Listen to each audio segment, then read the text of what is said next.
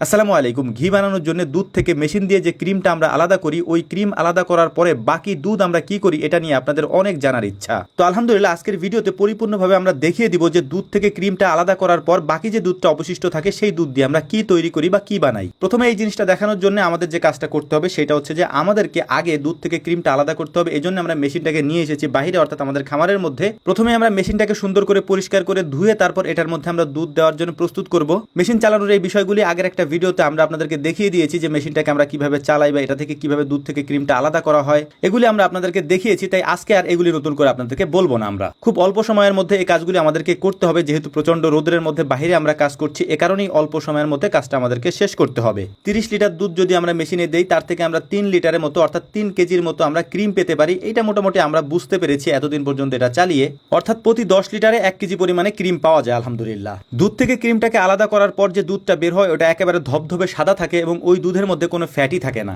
এই দুধটা দিয়ে আপনি সবকিছুই তৈরি করতে পারবেন। তার মধ্যে অন্যতম হচ্ছে ছানা। আমরা ছানাই বানাবো, এটাই আপনাদেরকে আমরা দেখাবো ইনশাআল্লাহ। এজন্যই মূলত আমরা দুধটাকে আলাদা করে নিচ্ছিলাম, অর্থাৎ ক্রিমটাকে বের করে দুধটা আলাদা করে নেব আগে।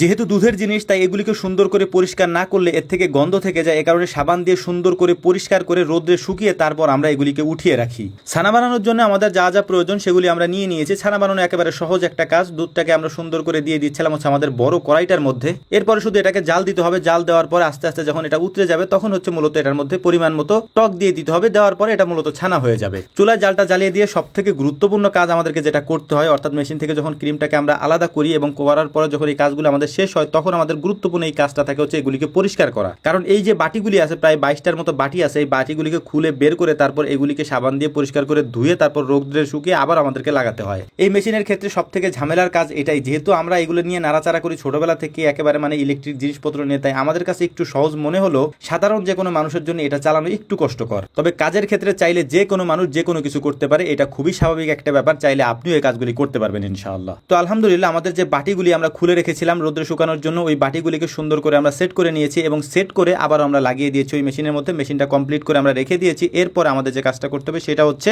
ছানা বানানোর যে কাজগুলি আমরা করছিলাম এটাই আমরা করবো এখন। এইটা দিয়ে ছানাটা আমরা তৈরি করবো ইনশাআল্লাহ। ছানা বানানোর জন্য আহামরি তেমন কোনো কাজ নেই, কারণ ছানা বানানোর জন্য দুধটাকে সুন্দর করে ভালো করে গরম করে নিতে হবে এবং ওই দুধের মধ্যে হচ্ছে টক দিয়ে দিতে হবে। তারপরে হচ্ছে অথবা আপনি ভিনেগারও দিতে পারেন। এটা দেওয়ার পরে সুন্দর করে দেখবেন যে দুধটা জমে গিয়েছে এবং ওই জমা দুধটাই মূলত হচ্ছে ছানা। ছাগলের বাচ্চাটার জন্য একটু দুধ আমরা উঠিয়ে রাখছি। আমাদের ছোট্ট একটা ছাগলের বাচ্চা আছে, ওটার জন্য দুধ আমাদেরকে রাখতে হয়। আমাদের মনে ছিল না, যে কারণে রাখি নাই। এই জন্য ছাগলের জন্য আলাদা করে দুধটা উঠিয়ে রাখছিলাম একটা মগে করে। ছানা বানানোর সময় ছানার মধ্যে যদি হালকা একটু ময়দা দেওয়া যায় তাহলে ছানাটা নরম হয়, এটা দাঁতের সাথে লেগে থাকে না প্রথম প্রথম যদি আপনি মুখে দেন। তো যাই হোক আলহামদুলিল্লাহ দেখতে দেখতে আমাদের ছানা বানানোর কাজটা প্রায় শেষের দিকে। কারণ এটার মধ্যে যখনই আমরা হচ্ছে যে টকটা দিয়ে দিয়েছি, টক দেওয়ার সাথে সাথে এটা জমে যায়। কারণ দুধ যেহেতু টক পেলেই জমে যায়, আর ছানা বানানোর জন্য এটাই হচ্ছে একটা আদর্শ নিয়ম। এটা হয়ে যাওয়ার পর আমরা একটা পাতিলে সুন্দর করে এটাকে ঢেলে নিচ্ছিলাম এবং এই পাতিলটাকে আমরা পুকুরে নিয়ে যাব। পুকুরে নিয়ে এটাকে ঘোরাবো। ঘোরানোর কারণটাও আমি আপনাদেরকে বলে দিচ্ছি। যদি এভাবে সুন্দর করে পাতিলটাকে ছানাসহ ঘোরানো হয় তাহলে এর মধ্যে থাকা দুধ থেকে সমস্ত ছানাটা বের হয়ে আসে খুব সুন্দরভাবে। পানিতে পাতিল সহ ঘোরানোর পরে যখন পাতিলটা ঠান্ডা হয়ে যায় তখন আমরা ছানাটাকে আলাদা করে সুন্দর করে বেঁধে ঝুলিয়ে রাখি বেশ কিছুক্ষণ পর্যন্ত।